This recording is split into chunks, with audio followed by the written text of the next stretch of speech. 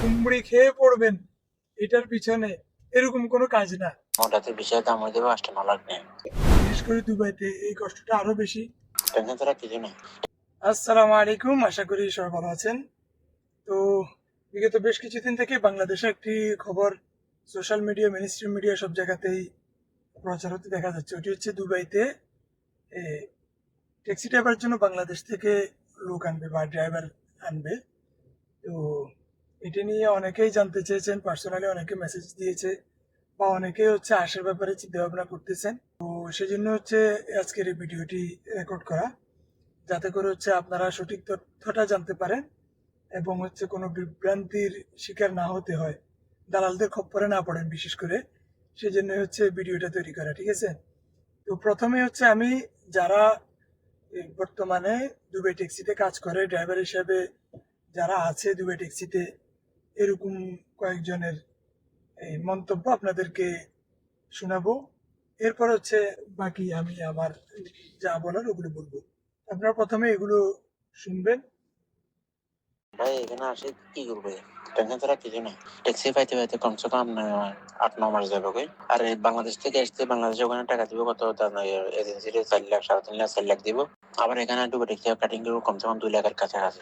ঠিক আপনার এখানে সম্পূর্ণ হলো এই রুম টুম খানা পিনা যা আছে, রুম ভাড়া 500 দিরাম, তারপরে খানা পিনা সব আপনি বেতন সবকিছু আপনার। এখানে আসে কি লাভ? আরো উল্টে আরো এক্সট্রা 2 লাখ টাকা খরচ হইব। আবার টুবে ট্যাক্সি আবার 2 লাখ টাকা কাটবে। মোটাতে বিষয়ে দাম হয়ে যাবে 8-9 লাখ টাকা। আমার কাছে এখন এরকম খবর নাই, আমি শুনছি নিউজে এরকম পরে কোথায় কারে নিয়ে আসছে এরকম কোন লোক পাই নাই নিয়ে আসছে। তো যেমনটি আপনারা দেখলেন যে দুবাইতে আসলে ড্রাইভিং এর কাজ, সরি ট্যাক্সির কাজ যেটা আছে, এটি শুনতে যেমনটা চটকদার শোনা যায়, বাস্তবতা কিন্তু এমন নয়। তো আর আরেকটি বিষয় হচ্ছে কি, এটি যদি এতই মানে ভালো কোনো প্রফেশন হতো তাহলে এখানকার যারা আছে এরাও গিয়ে এই কাজটা করতো। সাধারণত খুব কম মানুষ পাবেন যারা হচ্ছে এই কাজটা কন্টিনিউ করে, সবসময় করতে থাকে, ঠিক আছে? এর কারণ হচ্ছে দুবাইতে যে কোম্পানিগুলো আছে এরা শিফটিং এ ডিউটি করা লাগে, অর্থাৎ এরা হচ্ছে কোম্পানিগুলো একটি গাড়ি দুইজনের কাছে দিয়ে রাখে।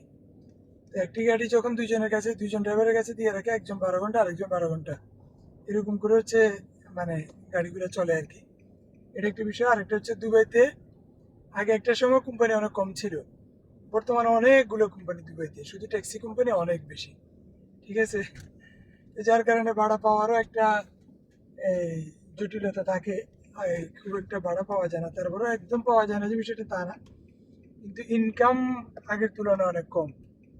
আর এটাতে প্যারা অনেক বেশি আর কি, হ্যাসেল অনেক বেশি। এছাড়া হচ্ছে আমরা যেমনটা ভেবে থাকি যে আসলাম, এরপরে হচ্ছে জয়েন করে ফেললাম, কাজ করে ফেললাম, বিষয়টা এরকমও না। আপনাকে তো হচ্ছে সর্বপ্রথম আসতে হবে এখানে, এসে আমিরাতে যে লাইসেন্স আছে ওই লাইসেন্সটা আপনাকে নিতে হবে। তো এরপর হচ্ছে আপনি গিয়ে ড্রাইভিং করতে পারবেন, ঠিক আছে? এরপর আবার আরটিএ কার্ড আরও হ্যান ত্যান অনেক কিছু আছে, এগুলো সব ট্রেনিং করা লাগে, অনেক কিছু আছে। তো এগুলো সব কিছু মেনটেন করতে করতে অনেক সময় লেগে যায়, 5 মাস 6 মাস, এরকম এর বেশিও লাগে। এটা তো আমি সর্বনিম্ন যেটা ওইটা বলতেছি। এটা তো গেলে একটা বিষয়। আরেকটা বিষয় হচ্ছে দুবাই লাইসেন্স পাওয়া কেমন জটিল, ওইটা যদি আপনার জানা না থাকে, পরিচিত কেউ যদি দুবাইতে ড্রাইভিং করে থাকে বা যাদের কাছে লাইসেন্স আছে ওদের থেকে শুনে নিবেন যে দুবাইতে লাইসেন্স পেতে গেলে কি কি কাঠগড় পোহাতে হয় আর কি, ঠিক আছে? তো এরপর হচ্ছে সিদ্ধান্ত নিবেন।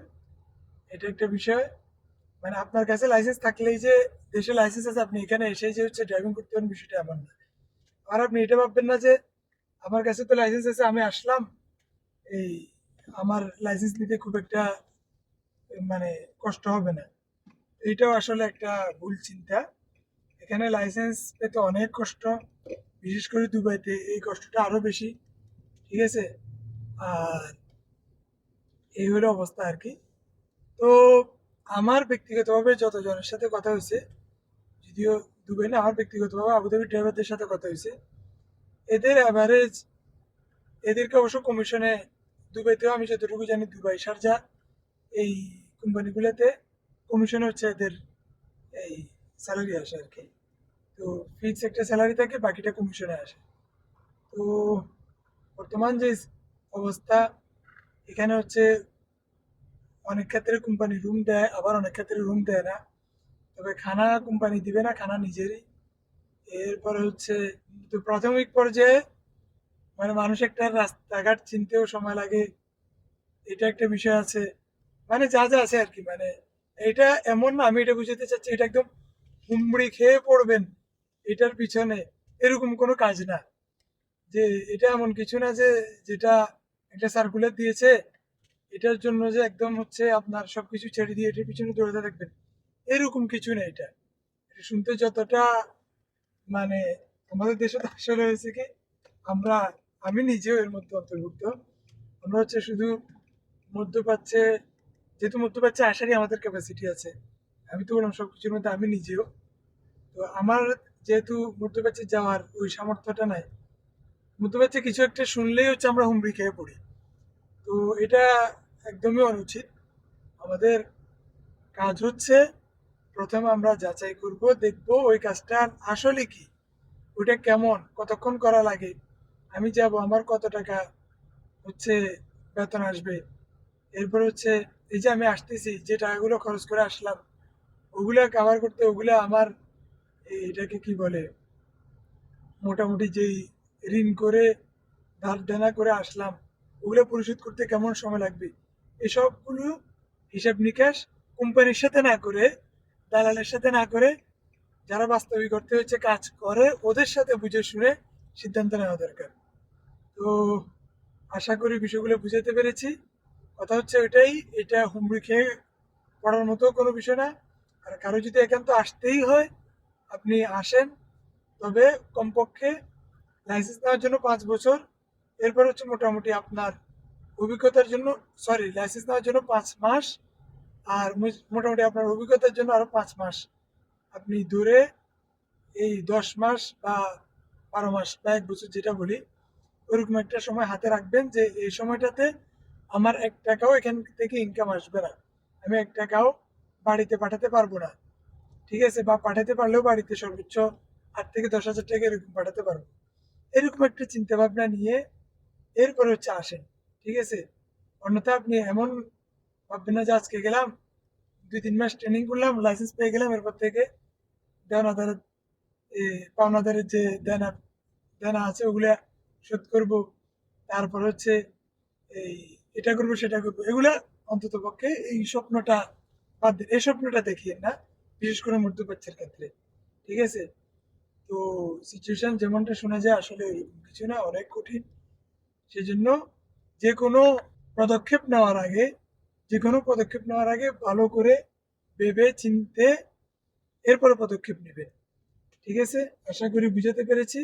এরপরেও যদি আপনাদের কোনো কিছু জানার থাকে কমেন্ট করে জানাবেন, আমি যথাসম্ভব চেষ্টা করব আপনাদেরকে হেল্প করতে, যতটুকু আমার জানা আছে, বা যদি জানা না থাকে অন্য কারো থেকে জেনে সঠিক তথ্যটা আপনাদেরকে জানাতে।